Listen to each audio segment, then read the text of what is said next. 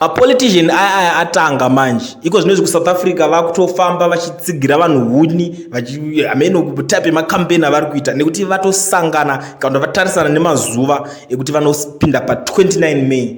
Zvinhu zvakaita sezvizvi even kuZimbabwe zvinoitika. Unonyatsoona kuti politics dzemuno ndedzekuitisana dzemuAfrica muno.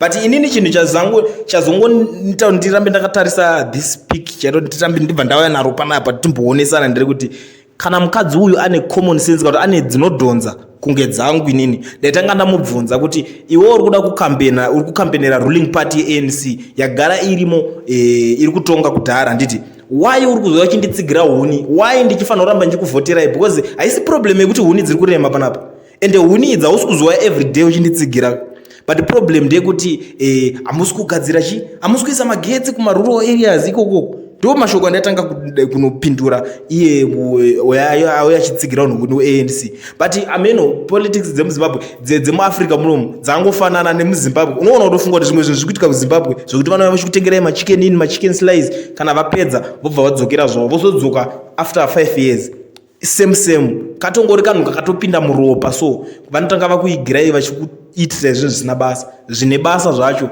havanei nazvo. Amen.